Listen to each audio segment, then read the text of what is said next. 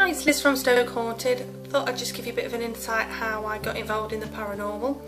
I suppose it started when I was about 4, and I always have a vague memory of my great granny, who we used to be petrified of, my sisters and my brothers and cousins, and she used to chase us around with a stick when we were naughty.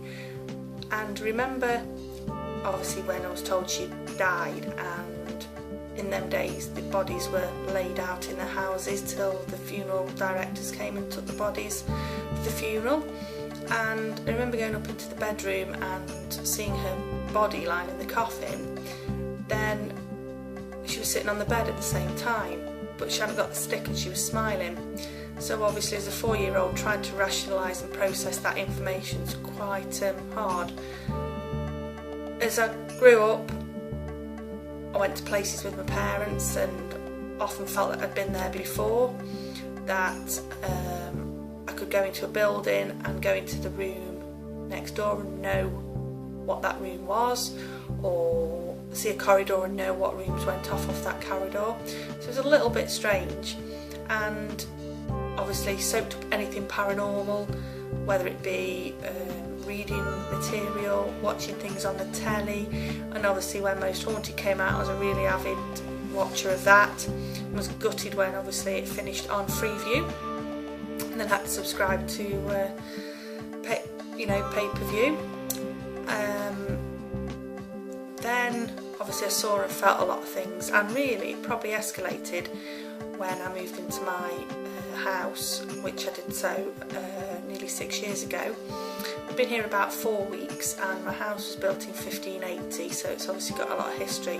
And I was setting the table for tea one night, and I was just about to sit down, and my daughter sort of yelled, screamed, call it what you will, "Don't sit there, the girl's sitting there." I asked her obviously what she meant, and she said it's the girl that lives here.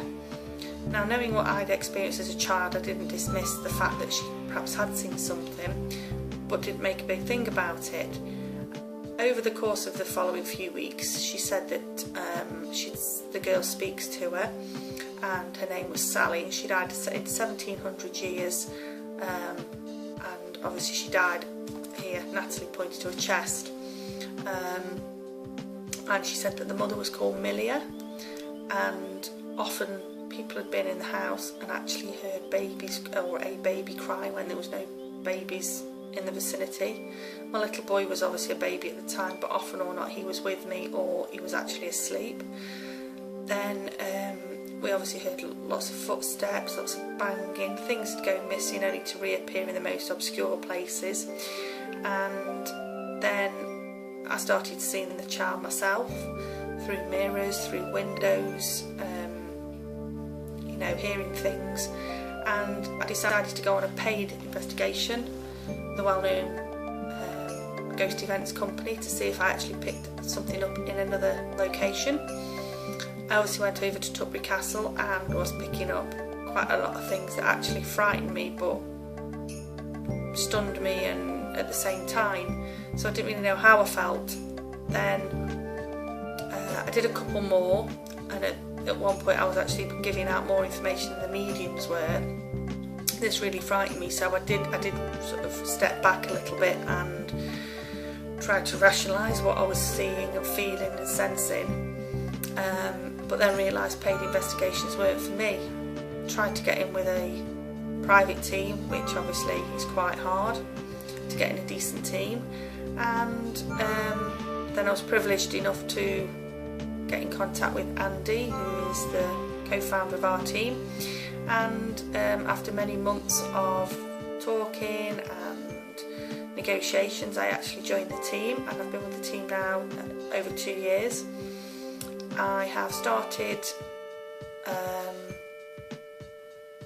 to open up more, and obviously started doing mediumship training, and obviously the more that I've opened up, the more results I'm getting, and obviously the more that I see and feel, the more I want to see and feel.